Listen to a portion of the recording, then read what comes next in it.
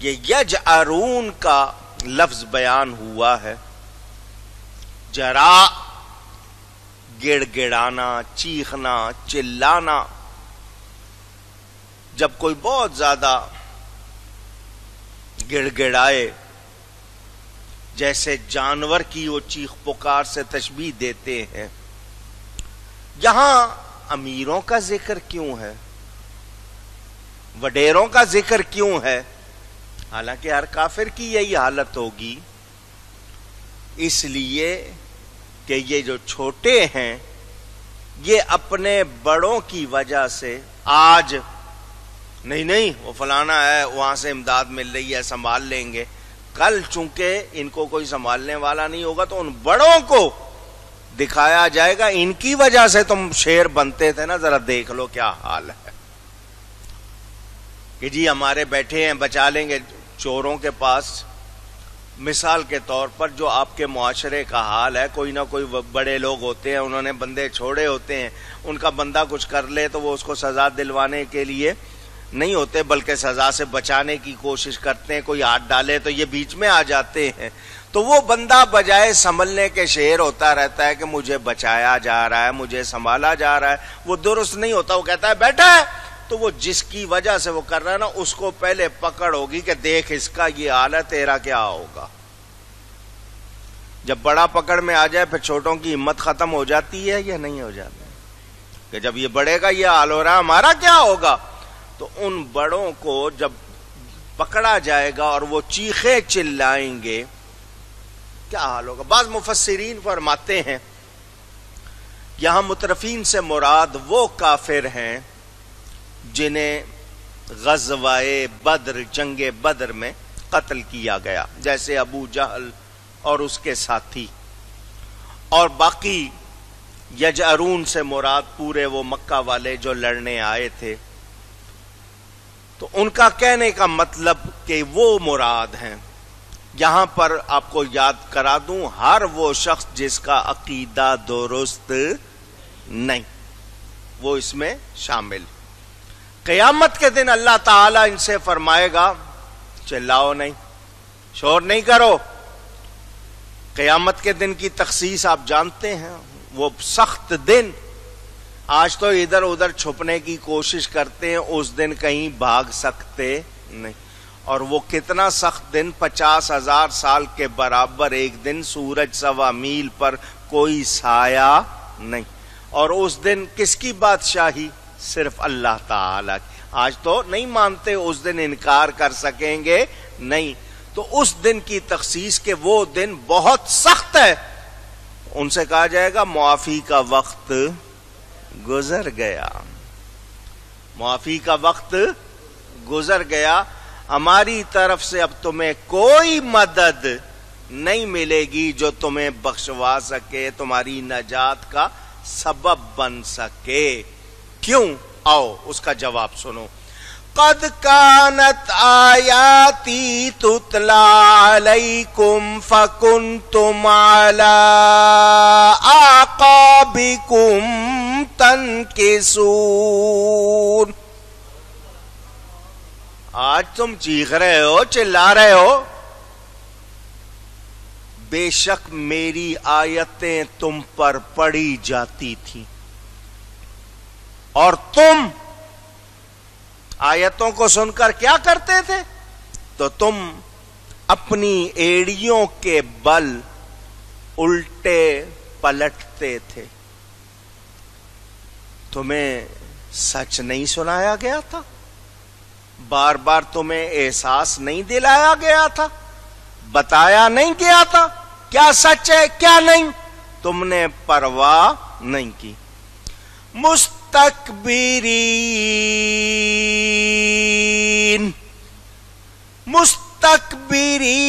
بہ سامرا تہجرون.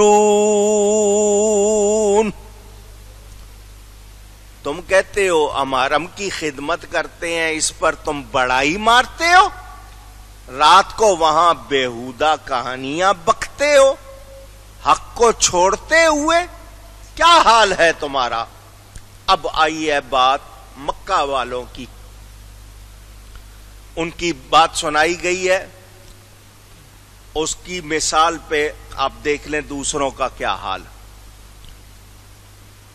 رات کی تاریکی، السامر، رات کی تاریکی، رات کی بات چیت کو، جو رات کو بیٹھ کے بات چیت کی جاتی ہے، اس کو سمر اللیل کہتے ہیں۔ سمیر کا لفظ، لڑکیاں سمیرہ رکھ لیتی ہیں نام، لڑکے سمیر نام رکھ لیتے ہیں۔ اس کے معنی کیا ہیں؟ رات کو باتیں کرنا، رات کو کہانیاں سنانا۔ اس کے معنی کیا ہیں؟ رات کو کہانیاں سنانے والے دن میں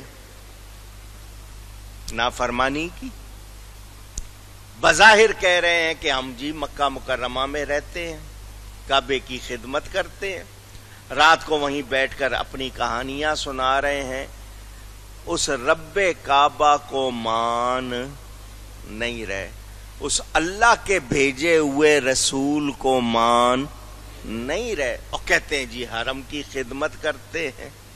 تو ایمان اور عقیدہ صحیح نہیں ہے تو مکے بھی رہے کوئی فائدہ۔ اونچی دھیان دینا، کعبے کے اندر مر جائے عقیدہ صحیح نہیں کوئی فائدہ۔ 360 بت کعبے کے اندر رکھے ہوئے تھے ان لوگوں نے، کعبے کے اندر۔ تو کعبے کے اندر رکھنے کی وجہ سے وہ بت کیا عزت کے لائق ہو گئے، چومنے کے لائق ہو گئے، توڑ کر پھینک دیا گیا۔ آج کعبے کا پتھر آپ کو ملے آپ چوم لیں گے، کعبے سے نسبت ہے، مگر انہوں نے اندر رکھے تھے بت، ان کو پھینکا گیا۔ کیوں؟ اگر آپ فرق نہیں سمجھ رہے تو سمجھیں، ہمارا کعبے کے پتھر کو چوم لینا محبت ہے، ان کا اس بت کے لیے عقیدت محبت رکھنا، جو بھی عقیدہ رکھنا، اس کی اسلام میں کوئی گنجائش اونچی گئی ہے نہیں۔ چومنا اور ہے، پوجنا اور ہے۔ جسے آپ چومتے ہیں اسے آپ پوجتے نہیں، اور جسے پوجتے ہیں اسے چومتے نہیں۔ یہ تو بات وہاں کی آئی۔ کعبے میں بت رکھے ہوئے انہوں نے، اللہ کو نہیں مان رہے، کعبے کے رب کو نہیں مان رہے، بیٹھے ساری رات باتیں کر رہے ہیں، کرتے رہو۔ قرآن پر اعتراض، نبی پر اعتراض، جمع ہو کر کہانیاں سن رہے ہو، سنا رہے ہو، اس میں وہ تمام لوگ شامل ہو جائیں گے جو دن میں جو مرضی کرتے رہیں، اگر رات کو بھلے واز کر رہے ہیں، درس دے رہے ہیں، کچھ کر رہے ہیں، اگر اس میں قرآن حدیث نبی کے خلاف، ادب کے خلاف باتیں کر رہے ہیں، وہ اسی حکم میں آ جائیں گے۔ اچھی باتیں کرنے والے نہیں، سچی باتیں کرنے والے نہیں، جو غلط کر رہے ہیں، ڈینگیاں مار رہے ہیں، جو کچھ کر رہے ہیں، اپنی یا غلط عقیدوں کی بات کر رہے ہیں، وہ سب اس میں شامل۔ پتہ کیا چلا؟ سچی آیتیں پڑھ کے نہیں مانتا، وہ پلٹتا ہے اور کہتا ہے نہیں جی یہ نہیں، اب اپنی بات کو سچ مان رہا ہے، رب رسول کی بات کو سچ نہیں مان رہا۔ اس کو بتا دیا تیرے لیے کوئی گنجائش نہیں۔ بڑائی مارتے ہو اپنے آپ کو، نہیں جی ہم سردار ہیں، ہم فلانے ہیں، ہم یوں ہیں، ہم وہاں ہیں۔ تو یاد رکھو تم نے سچ کو جھٹلایا، جو سچ کو جھٹلائے اس کے لیے کوئی خیر اونچی کہیے گا نہیں۔ میرے دوستوں اور بزرگوں، اب آپ نے سنا کہ رات کو قصے کہانی، غیر طاعت یعنی نافرمانی کی باتیں، کہنا نہ ماننے والی باتوں کی مذمت کی گئی۔ رات کو بیٹھ کے باتیں کرنا، میں بتا چکا ہوں، پھر کلیئر کر رہا ہوں کہ ساری رات باتیں کریں، اچھی باتیں کریں تو کوئی برائی، سچ بول رہے ہیں، اچھی باتیں کر رہے ہیں، برائی نہیں ہے۔ اس سے یہ مراد نہیں کہ ہر رات کو بات کرنے والا یا رات کو ہر بات کرنے والا غلط ہے، ایسی بات نہیں ہے۔ غلط باتیں کہانیاں بے فائدہ. اب یہاں دو تین مسئلے سن لیں. ام المومنین حضرت سیدہ عائشہ صدیقہ رضی اللہ تعالی عنہ فرماتی ہیں ایک ہے مسافر اور ایک ہے نمازی.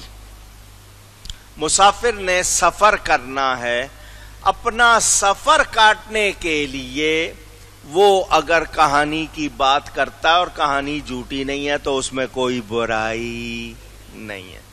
اسی طرح نمازی ہے کہ نمازی نے کوشش کرنی ہے کہ میں وقت پورا کر لوں, میرا ادھر ادھر کہیں نہیں جانا ہے, میں نے نماز کا انتظار کرنا ہے. اس درمیان میں اگر وہ کوئی باتیں کرتا ہے اور وہ جھوٹ نہیں ہے تو اس کو جائز ہے, اس کے لیے کوئی برائی نہیں.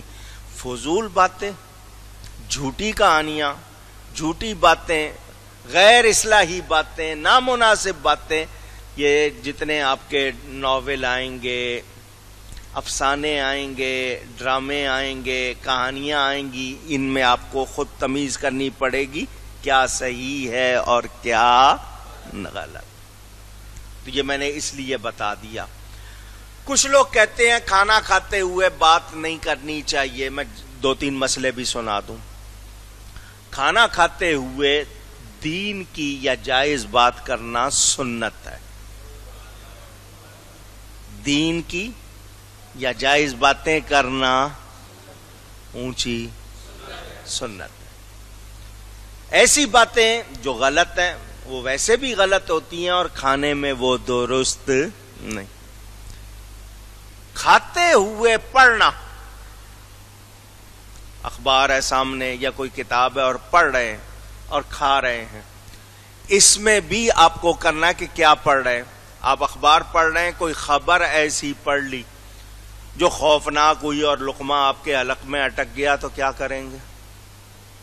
تو ایسی چیز پڑھ رہے ہیں, مثلا کوئی تفسیر ہے, حدیث ہے, کوئی اسلامی کتاب پڑھ رہے ہیں, وہ اپنی جگہ, لیکن اخبار نہ پڑھیں. کیوں کہ اخبار پڑھتے ہوئے کچھ لوگ باتھ روم لے جاتے ہیں, اخبار نہیں لے جانا چاہیے, بیماری ہے.